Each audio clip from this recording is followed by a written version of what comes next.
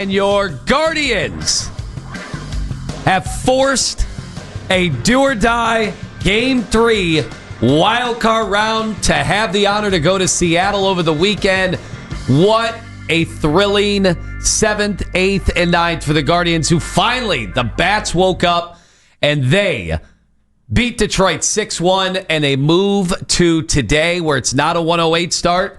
Thank you guys for informing me. It's a 308 start officially today. Hello, everybody. Anthony Lima and Jason Lloyd from The Athletic is in for Ken Carmen. An offensive explosion you'll tell your grandkids about yesterday in this wild card round. They hit the ball at a ballpark. So that doesn't happen very often around here. Who has the playoff boppers, ladies and gentlemen? Not Detroit and their 6 All-Stars. Nope, these guys. The Guardians, finally, what a wild turn of events. And, you know, so much is going to be made, obviously, of maybe capturing momentum if you believe in something like that in this sport or in sports in general. Kind of depends on who you talk to. But I got to tell you, the moment where I thought, oh, my God, we might actually win this game, it wasn't Quan getting things going finally after a terrible string of at-bats to start out the playoffs. It wasn't, man, they kept walking Jose. Jose was getting on base, but he wasn't really, doing damage. They weren't going to allow him to be the reason they were going to lose the game. It wasn't, the Rocchio home run was obviously just absolutely massive, but it was Herron getting out of that jam in the 7th. And when he was able to do that, what was it, 2 on, no out pickle that he got out of? Unbelievable that they Hinch also, I think, made a huge mistake pinch hitting for one of the few guys who could actually hit and hit for power in this series. And when they got out of that, I'm like, oh my God, we're going to actually win this game. I think we got a shot to win the game, and we did. That's exactly what I told Zach Meisel in the press box yesterday when Herron went storming off the mound after striking him out. I looked at Zach and said, they're going to win the game. That's it. It's over. They're going to win. And then Rocchio comes up, hits the homer. Naylor with the 3-run shot. And we had 2 hits for the game going into the 8th inning. What did we have? How many hits do we have in the opener against Skubal? And Detroit in general, was it 4? 4. Was it 4 hit? I mean, that's all we could muster. We had 4 hits out of the infield total in the first game. Only 1 was an actual hit. The other 3 were caught. And then they started hitting the ball over the fence yesterday. It makes it easier. Boy, playoff baseball is a little bit easier when you can actually do that and hit for power. I mean, the team that hits more homers almost always wins in the playoffs. And that's by, I kind of rolled my eyes a little bit at the whole guards ball thing because it sounds fun and it looks cute on a T-shirt, but it doesn't really win playoff games when you have to string together 2 and 3 and 4 hits and bunt guys over and steal bases. You can do it in July. You can't do it in October. Bullpens are too good. Bullpens are too deep now. You have to be able to hit the ball over the fence. And, I wrote about it this morning or last night that the Guardians have been waiting 164 games to get to this lineup with George Valera and Chase DeLauter in it. And with DeLauter making his debut in the playoffs, I think he's the 6th player in the modern era of baseball to debut in a postseason game. And obviously, got off to a bit of a rough start with the fly ball to center field and made up for it by throwing the guy out at third a couple innings later. But and we're sure he threw him out, right? I thought he was out. Was there a camera angle we didn't see? Yeah, no, I thought he was out. I thought he was out on replay. Zach and I thought he was out live. Okay, I did too. Live, I thought he was out. Then I saw replays, and especially the one they showed where you could not see behind the tag, and I'm like, well, that's where the play is. They're showing us an angle that there's no way they'll end up seeing it our way.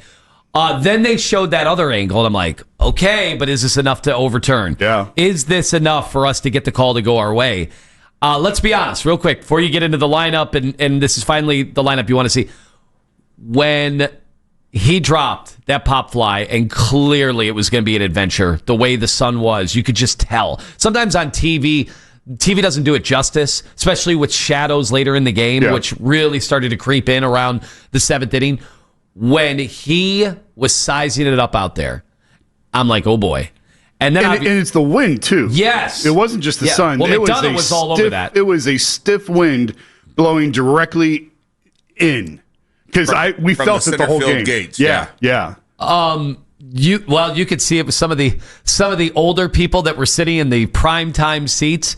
I noticed they were wearing jackets and the sun was out. Oh yeah, and I'm like, oh god, they're in the sun and they're wearing the jackets. You could tell that the wind was wreaking havoc. And when he dropped that baseball, all I could think was, oh my god, every call is going to be.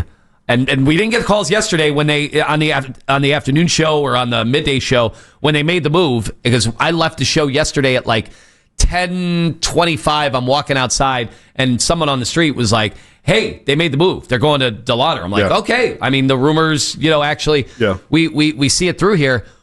When he dropped that ball, I'm like, oh my God, we're 100% of the calls are going to be what a Mickey Mouse operation to play somebody the first time they've ever played in a playoff game where your season's on the line. Had they not gotten out of that jam, in a position that he doesn't, he's a right fielder, right? He can play a ton of center. He can play a lot of center. He's never played it in progressive field. I think that's a big deal. Well, and Zach wrote about it on Monday. Yes. A great article about what they did with him to prepare him for that actual moment.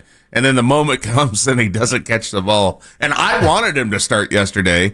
I said it on the show yesterday. I wanted him to start only because it's a batter that the Tigers haven't seen. Right. But I didn't think he'd drop the first ball. We were never going to. What I'm saying is, and DeLauter could turn out to be an unbelievable player. If they don't get out of that situation and they're down 2-0, they end up getting a home run, obviously, on the other end. But if they're down going into those at-bats, they start pressing, their season is on the line, the fans are going to be quiet. It would be a total disaster, and forever we would hear about the Guardians had the bright idea to put somebody who had never played a Major League Baseball game in. Thank God, thank the Lord that they were able to come out on the other side of that, withstand it, and now they have a chance for the kid to become a hero. Yeah, so what's funny about that is, when you're in the press box, you're getting ready for the game, and Zach and I are going over what could happen, what are you thinking, who you talk to, da-da-da. And I said, what if DeLauter goes... we were joking the day before. I'm like, the guy, he's never healthy. What if he ruptures his appendix in center field? And so we were joking yesterday, and I said, what if he goes 3 for 4 today and hits a homer? And Zach said, what if he loses 2 fly balls in the sun? And 10 minutes later, he lost a fly ball in the sun. And so it's in the worst way imaginable. Well, but part of that is because, and I don't think Zach put this in the piece that you alluded to, Owen, but the Guardians have an app that they use that calculates where the sun is at exact moments in Progressive Field. And mine's called weather.com. Well, they have one that's a little bit more precise than that. Okay. The Browns have Phil Dawson and the flag. And the flag. This is a little more, would you say, this is how you would expect a team that doesn't have a ton of money that has to do it, on the margins? Well, no, I mean, whatever. Anybody can have access to this, but the whole point is that at exactly 1:00, the sun was directly behind home plate. It was the worst possible time to have a fly ball hit at you. And then what was funny is when they moved DeLauter to right, the sun was still in his eyes because the sun had moved to where it was still directly in his eyes. Right. And he even said yesterday, he looked up, he's like, oh, great, the sun's still there after he moved to right field. Well, I was hoping he'd have a sense of humor about it, man, because he's a good dude. Well, he's a good dude. You said before the show, you're like, people are going to fall in love with this guy. They're going to love this. If he can stay healthy, people are going to love him. All I could think about when I was so bad at baseball when I was young, praying the ball didn't get hit to me. I mean, praying that ball. When you were young? When my entire lifetime of playing baseball, hoping that ball didn't come to me. Jason, I made one of the most humiliating errors of all time in a celebrity softball game. Okay, I can't even remember whose game it was, but I remember there were some heavy hitters at this game, and the place was packed. And of course, was this recently? No, this was like 9 years ago. This is like 9 years ago, and Joe Hayden's game. Yeah, it might have been Joe Hayden, and the ball found me. The ball found me. I was exposed on a number of different occasions. And that's all I was thinking about was when DeLauter dropped that. I'm like, I'm off the hook. Yeah. This is a Major League Baseball player. And it happened to him in a playoff game, and everybody watched it. And the thing was, they kept showing his family. And I was thinking about was, if you're his family, do you even stay for the game? If people figure out who you are, normally they wear the jerseys. And all I kept thinking, we talked about this on the morning show when Schmidt, missed the field goal, and we're like, well, his family can't come to the next game, and then he hits the game winner. Yeah. So thank God his family was there, and they don't act like we do, cowards. because we're like, there's no way his family, because the word starts to make its way around. Well, they showed DeLauter's family, I swear to God, 17 times. And McDonough is talking about it, and he drops the ball. He drops the ball. And you know what? He was resolute. He hung in there. I mean, what are you supposed to do? What, are you going to go home? Well, he said I was in shambles. Like, I was in shambles after he drops that. Like, just imagine your major league debut. It's a freaking playoff game. Second batter of the game, first ball hit to you, and you drop it. He admitted, like, yeah, I was a mess out there.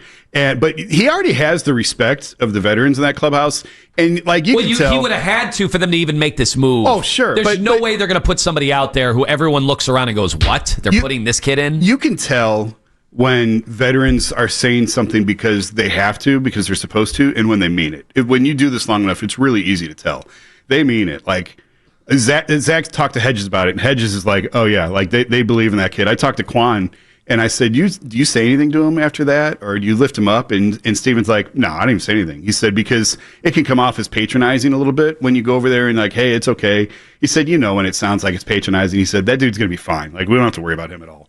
So to hear that from some of the veterans and some of the leaders in the clubhouse just tells you that he really truly does have their respect already. They know he's a dude. He just has to stay healthy. That's it. If him and Valera can both stay healthy, this provides so much power and length to this lineup that it hasn't had in a really, really long time. Well, you had guys come through finally. It started out Quan, then Rocchio, Schneemann, Naylor. They blow the game wide open. And then there were still some very tense and anxious moments late in that game when I'm sitting there celebrating. Old Lima came out. I was jumping up and down. The kids were wearing Guardians jerseys. I think the father-in-law is not happy it's not Indians jerseys. Either way, they were jumping up and down. It was awesome. My wife's putting it on the Instagram that the kids are wearing, and we're getting the comments. And then I'm looking late in the game, and I'm going, we're not going to blow this, right? Like, in my mind, we'd already won the game. Yeah. I made the mistake of thinking, well, it's the Guardians. This is not the Browns. Like, this is not going to be an epic collapse. So there's only one thing going into today. They don't have Skubal. Right? So you don't have to worry. They're not sending their best guy, to the mound. You're going up against Flaherty. It's a guy we've had, some success with. You're able to hit a home run off him, right? Last time they went up against him. However, if this game, and it's expected to be a bullpen game at some point, Cade Smith. Yeah. And I'm sure he's available. I'm sure he wants to pitch. That's the only reason I am not jumping up and down with optimism about today is if this does become a bullpen game, what is he going to have left, and how is Skip going to use him? Well, Cade only pitched 3 days in a row last year in the last 3 games against the Yankees. That was it. He always had off days in between, and he only threw a total of 32 pitches over those 3 days. He's at, I think it's close to 50 over the last 2. I think he had 19 in game 1. What do you have yesterday, Owen? Do you know how many pitches? I got the box right here. How many pitches he threw yesterday? He was over 20 for sure. Excuse me. I thought he was at 30. He might have been. He went 31 pitches. 31. All right, so he's at 50. He's at 50 over the last 2 days. That's tough. It's can he do it? Yeah, but it's really rolling the dice. Here's Vogt right here. They asked him about if he'll be available for today's game. Here's Vogt's answer. We're going to see how he's feeling. Cade pitches a ton for us. I'm sure he's going to be ready to go, but we'll have to obviously check. We always check with our guys before. Of course, I think he's going to be available. I think he's going to want to pitch.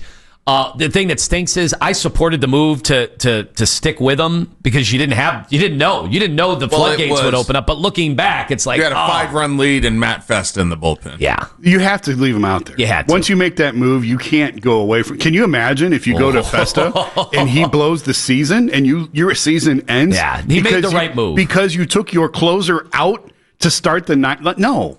It was unfortunate that they had to go to him in the 8th, because if you don't go to him in the 8th, then you can sit him in the 9th. But you don't know. You don't know if they're going to rep like that in the bottom of the 8th. So he played it the way he had to do it. It's unfortunate that the pitch count got up a little bit higher on him than he would have liked in that 9th inning.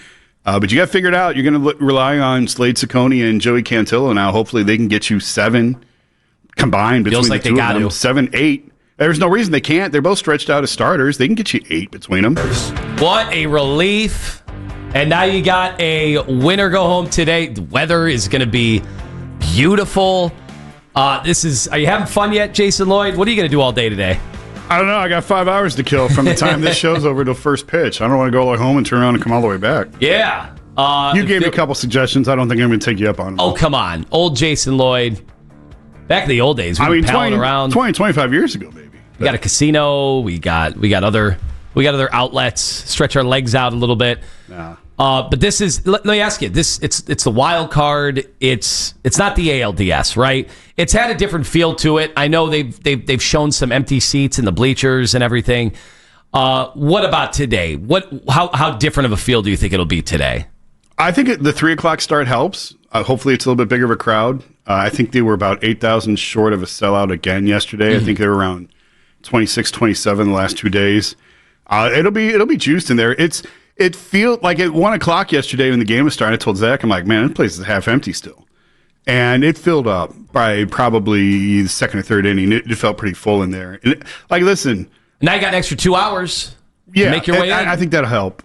Maybe pull kids out of school a little bit early today if you want, or you can cut out of work a couple hours early. People I was talking to that did take their kids, they're still trying to work half days and then speed back to the suburbs and get their kids. And come back. And then speed back, you know. So now you get that. The time helps. Yeah. I mean, usually most schools are getting out around 3:00. You can yank your kid out an hour early. It's not that big of a deal. They don't miss quite as much time. Maybe you can cut out a couple hours early. So I do think the later start is going to help a little bit. But there is no better venue in Cleveland as far as I'm concerned. Listen, those NBA Finals games, I was at every single one of them, and that place is a great environment. I will go to my grave saying the best environment in Cleveland is Progressive Field in October. It is the best. It is the coolest place when it is really rolling. It's the best venue in town. Well, what's great is Detroit at the end of the season. We were all scoreboard watching, and it was bizarre. The whole last week of the season, we were watching the Astros. We were watching the jockeying for position to see if not only could we get in the wild card, but we could also. Detroit set this all up to yield home field advantage, so they could have Skubal in game one of and what it was the right call. And it was the right call, but Skubal's gone. Yeah. So big bad Skubal, you don't have to deal with. And now it opens up for what is going to be a raucous crowd. And now, finally, it's like a welcome to the playoffs moment when you get the bats going. Because you're right. You could not rely on guards ball.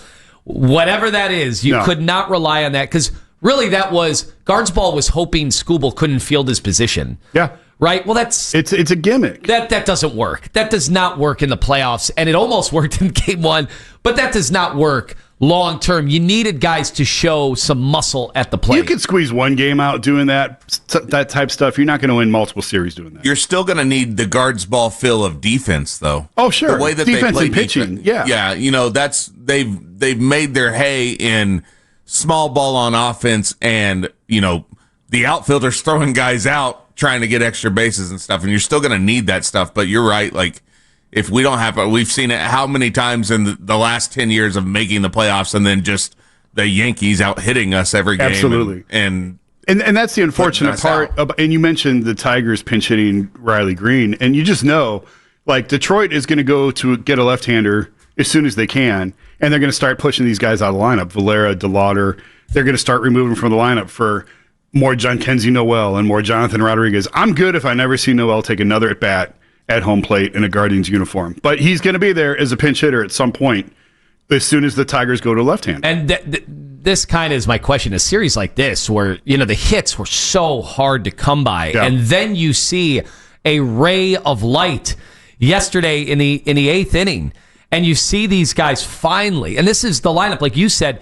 There have been Guardians fans all year that have been on our social media and in our YouTube live and calling us saying they're playing the wrong guys. I'm like, are you really going to rely on Valera come play up? All right, here we go. Two hardest hit balls yesterday, George Valera and Chase DeLauter. Yes. Two hardest hit balls for the Guardians. Yes, so the platoon thing and the pinch hitting, like, do you think part of the dialogue last night is maybe we need to get away from some of these tendencies? Maybe we don't need to go righty-lefty. I would love to think that's the case. I think it cost Detroit royally. I would love to think that's the case. It's not. They're going to stick with this. They've done it all year, and they're not going to change now. We haven't even talked about Rocchio. I haven't even mentioned Rocchio. A half hour into the show, I had the biggest hit yesterday of the game, the home run that put him up. And then had the error that loaded him up. My God, I was panicking. My God.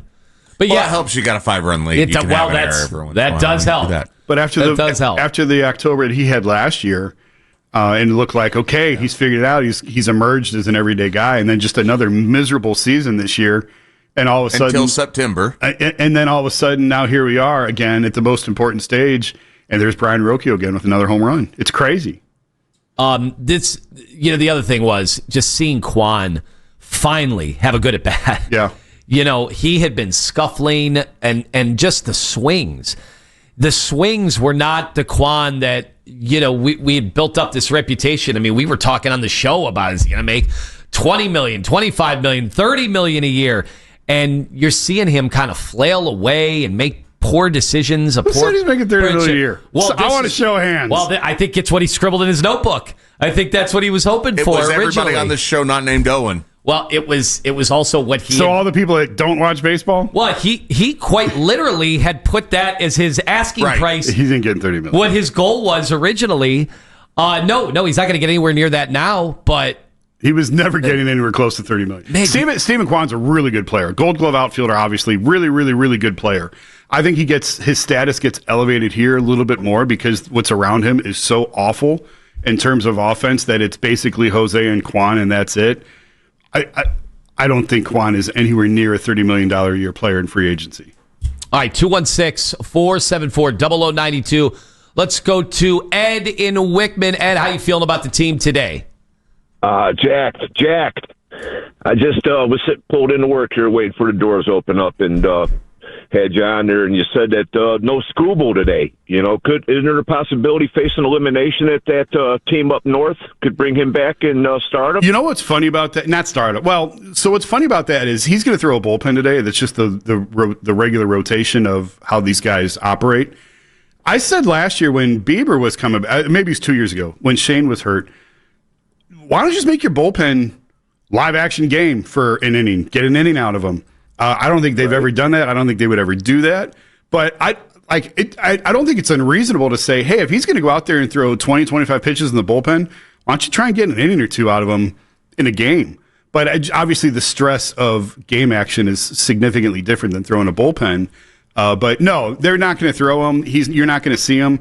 But as this game continues to evolve and change in the way it thinks, I do wonder if one of these days you'll see guys who are scheduled to throw a bullpen that day if they just throw in the game instead. Well, I know if I was a skipper there, I would try and work him in somewhere somehow because, your season's on the line. Their season is definitely at stake. It's the same guy that pitched hit for Riley Green yesterday. Yeah. I think all he's thinking about with Scooble is, well, we got to have him Saturday in Seattle. So you better get to Saturday. Which is tough. Yeah, it's a tough thing to think about. I get that, but he should have not pulled Riley Green and got to Seattle yesterday. I agree with you. I agree. So I could not believe it. What from that background is going to tell you that he's going to do something, that we're going to get a Randy Johnson in the wild card series? Yeah, baseball is just too obsessed with this platoon, and it's got to go away. I'm also waiting for Jose to have a gigantic moment. Obviously, I was very nervous that, his season, we always get these stragglers that come in when we talk about building the statue. They're like, well, what about Jose in the playoffs? What about Jose in the playoffs? Well, then, his hustle gets him to third base in game one. They're sitting there with no outs. And then, unfortunately, he goes on contact. And it just that was the right call. So it's interesting. Do people think he made a mistake? I've seen a lot of people do. I've seen a split big time. He did not. That is a contact play. You're trying anything you can to get a run. You are off with the crack of the bat. It doesn't matter where the ball is hit on the infield. Especially after you had the batter before that strikeout. Yeah. If there were no outs, maybe you wait. Yes, correct. But there was one out already. If clearly it was a contact play where he is off on contact. And I think Vogt said if it's a foot or two to either side of him, he scores. It's just unfortunate that went right back to the mound. Jose Ramirez did not make a base running error on that play. You have to go on contact. You're doing everything you can to get that run and win that game. So Ramirez yesterday ends up walking 3 times. He's just not getting much to hit at all. Do you think today could be the opportunity? You see what they're doing. You see how they're pitching him. That's got to be frustrating as hell, knowing you're just not going to get many opportunities at all. Manzardo has to punish him, and Kyle did not have a good day at the plate yesterday. No. And he's going to be back in the. I would imagine they're going to go with the same lineup as they did yesterday. Flaherty, another right-hander on the mound. You run it back, yeah. Valera's going to bat second, Hosey third, and Manzardo fourth. So Kyle if they're going to work around Jose, then Kyle has to be the one to punish him for it. And I feel good about Manzardo as a player overall. Like, again, I think with Valera, DeLauter, and Manzardo, there is an opportunity to lengthen this lineup and actually have threats in this lineup and bats that guys fear, that opponents are going to fear. And now it's hard to say that about a guy who just showed up September 1st, another guy who just got here yesterday. But the pedigree on these guys and what they've been thought of, it was interesting. I looked it up. Keith Law, who does prospects for The Athletic, 9 of his top 13, and really 10 of 14 if you count Logan Allen, who should be on this roster but isn't because he pitched on Sunday and wasn't going to be part of the series. 10 of his top 14 prospects from this team from 2 years ago are on this playoff roster. So that's a great job of scouting development by the Guardians, and what they think of Valera and DeLauter for the long term. They just have, I'm going to just keep repeating myself all morning long, they got to stay healthy. If they stay healthy, there is a really high ceiling on what this team can do.